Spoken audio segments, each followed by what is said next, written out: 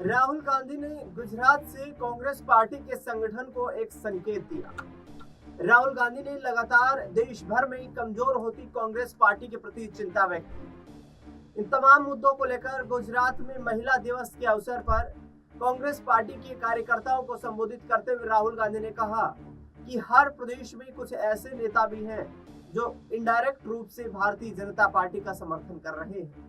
ऐसे में उन नेताओं को संगठन से बाहर निकाल दिया जाए तो भी पार्टी के लिए कोई बड़ा नुकसान नहीं होने वाला है। उन्होंने कहा कि कांग्रेस पार्टी को जनता यहाँ पर एक उम्मीद के रूप में तो देख रही है, लेकिन कांग्रेस पार्टी में जान फूंकने वाले कार्यकर्ताओं की कमी दिखाई देती है। आगे आने वाले वक्त में संगठन को हमें मजबूत करना होगा। इसको लेकर बीजेपी के सांसद सुधांशु त्रिवेदी ने जिस तरीके से सवाल खड़े किए हैं, उन्होंने कहा कि राहुल गांधी की अगुवाई में कांग्रेस पार्टी जिस तरीके से हाशिए पर दिखाई दे रही है, यदि राहुल गांधी की अगुवाई में ही कांग्रेस पार्टी आगे बढ़ती रही तो कांग्रेस का अस्तित्व भी एक दिन खतरे में आ जाएगा।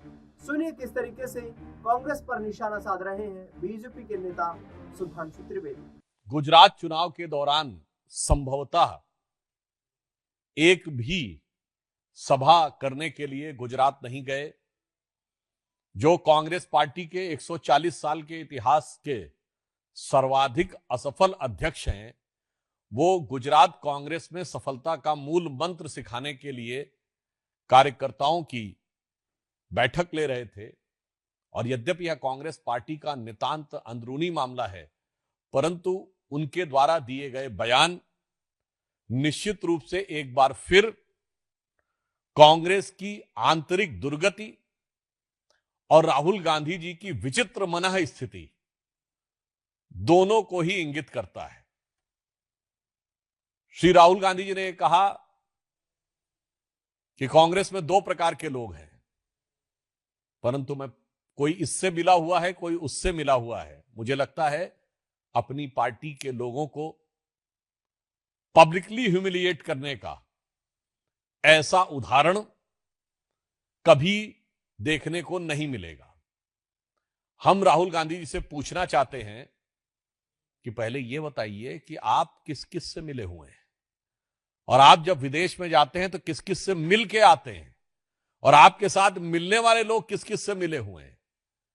और जब से सोनिया जी और राहुल जी का दौर आया है, तब से ही गुजरात में कांग्रेस की स्थिति ज्यादा खराब हुई है।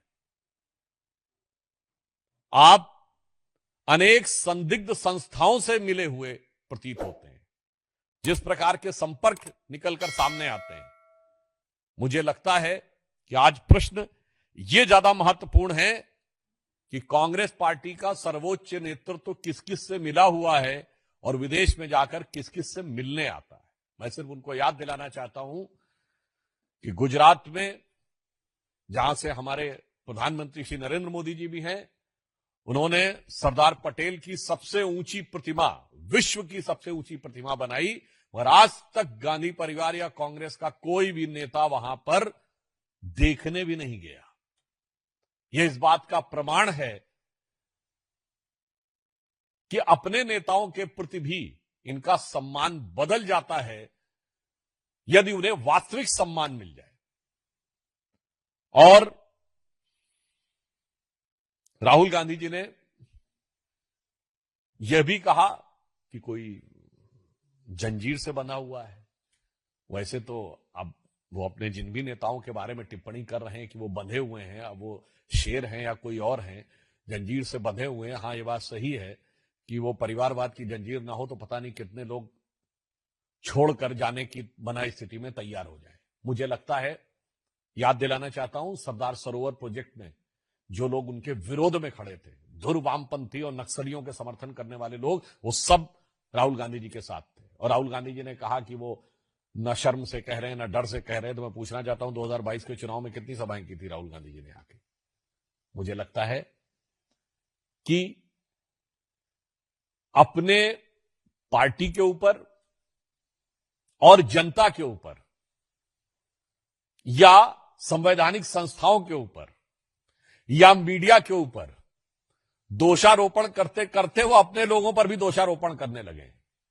तो राहुल गांधी जी को मैं सुझाव देना चाहूंगा कि आप दूसरों में दोष देखना बंद करिए और आत्मावलोकन करिए।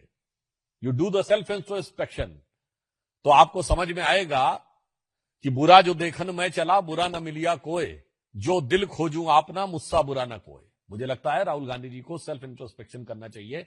वो देश की हर संस्थाओं के ऊपर, देश की संवैधानिक संस्थाओं से लेके, देश की सरकार से लेके, जनता, माननीय प्रधानमंत्री जी और अब अपनी पार्टी के लोगों को भी अपशब्दों का प्रयोग करने लगे। तो सुना आपने जिस तरीके से सुधांशु त्रिवेदी ने यहाँ पर कांग्रेस पार्टी और राहुल गांधी पर निशाना साधा। अब देखना दिलचस्प ये होगा कि राहुल गांधी के इस बयान का असर किस तरीके से पार्टी संगठन में दिखाई देता है। फिलहाल इस खबर में इतना ही। देश दुनिया से जुड़ी तमाम बड़ी खबरों के लिए देखते रहिए SPN 9 न्यूज़।